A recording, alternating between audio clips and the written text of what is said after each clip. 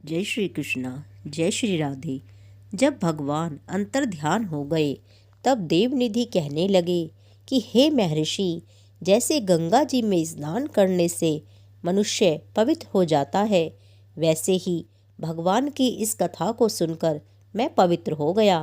कृपा करके उस स्तोत्र को कहिए जिससे उस ब्राह्मण ने भगवान को प्रसन्न कर लिया। लोमश जी कहते हैं कि उस स्तोत्र को पहले गरुड़ जी ने पढ़ा, उनसे मैंने सुना।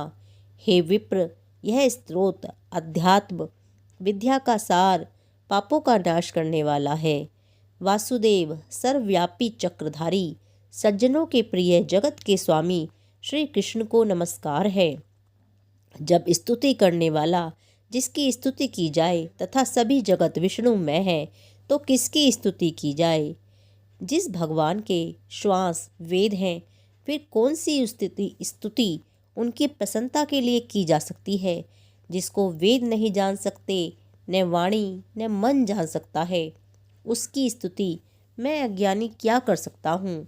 सारा चर अचर संसार जिसकी माया से चक्र की तरह घूम रहा है, इसी से हे प्रभु आप चक्रधारी कहलाते हो। ब्रह्मा विष्णु आप ही हो। सारे संसार को उत्पन्न करने वाले ब्रह्मा को भी आप उत्पन्न करने वाले हो। जब जीव शरीर को धारण करता है तब उसमें ज्ञान उत्पन्न होता है। तुम सब सुखों के दाता हो, इसमें कोई संदेह नहीं है। आपसे तो संपूर्ण सुखों को देने वाली बुद्धि भी उत्पन्न होती है। आप ही 5 कर्मेंद्रिय, पंच महाभूत तथा मन के विविध भाव हो। ब्रह्मा विष्णु रुद्र की कल्पना से आप संसार की कल्पना इसी प्रकार करते हो जैसे पिता पुत्री की। कवियों में जो रूप शोभा देता है, उन निर्गुण विष्णु भगवान को मैं नमस्कार करता हूँ। जिसमें ज्ञान रखने से श्रुतियों में कहे हुए कर्मों को लोग करते हैं, उस परम ब्रह्म को मैं नमस्कार करता हूँ। मैं उस सत रूप हरि को, जिसको योगी लोग सब प्राणियों में आत्म रूप में देखते हैं, उपासना करते हैं, जिसको अद्वैत कहते हुए गाते हैं और यज्ञ करते हैं, उस माधव भगवान को मैं नमस्कार करता हूँ। मनुष्यों को माया तथा मोह में पैदा हुए विचित्र आभास, अहंकार तथा ममता को जानकर खो देते हैं, उन भगवान को मैं नमस्कार करता हूँ।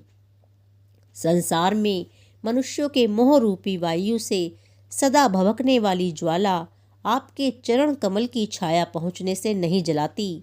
जिसके स्मरण मात्र से मोह अज्ञान रोग दुख दूर हो जाते हैं, उस अनंत रूप को नमस्कार करता हूँ। जिसमें मिल जाने पर और किसी दूसरे की इच्छा नहीं रहती, जिसको जानकर अद्वैतवादी आत्मा को देखते हैं। यदि विष्णु शब्द का अर्थ और उसके विषय का ज्ञान एक ही होता, तो इस सत्य से हे माधव, इस संसार की माया में फंसकर तेरे ही ध्यान में रत रहता।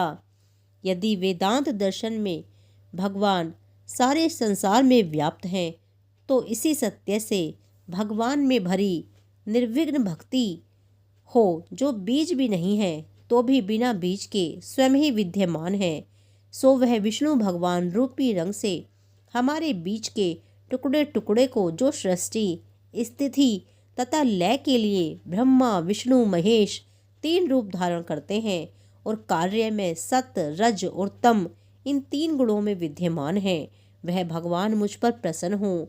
जो प्राणियों के हृदय रूपी मंदिर में निर्मल देव वास करते हैं, वह भगवान मुझ पर प्रसन्न हो। जो अविद्यापूर्ण संसार का त्याग करता है, जगन में आप हो, आपका बनाया हुआ विश्व आनंद करता है, आपके त्याग करने पर अपवित्र हो जाता है, उसका साथ करने पर भी तुम बिना साथ के बने रहते हो। विकार रहित जिनके चारवाक पंचभूत योग से पैदा हुआ चैतन्य मानते हुए उपासना करते हैं। जैन लोग आपको शरीर का परिणाम मानते हैं और सांख्यवादी आपको प्रकृति से परे पुरुष मानकर ध्यान करते हैं। जन्म इत्यादि से रहित चैतन्य रूप सदा आनंद स्वरूप उपनिषद जिसकी महिमा गाते हैं, आकाश आदि पंच महाभूत देह मन बुद्धि इंद्रियां सब कुछ तुम ही हो। मुझसे अलग और कुछ नहीं। तुम ही सब प्राणियों को उत्पन्न करने वाले हो, मुझको शरण देने वाले हो। तुम अग्नि, रवि, इंद्र, होम, मंत्र, क्रिया तथा फल सब तुम ही हो। कर्म के फल देने वाले वैकुंठ में तुम्हारे सिवाय कोई नहीं है। मैं तुम्हारी शरण में हूँ। सब प्राणियों के हेतु तथा उनको शरण देने वाले तुम ही हो।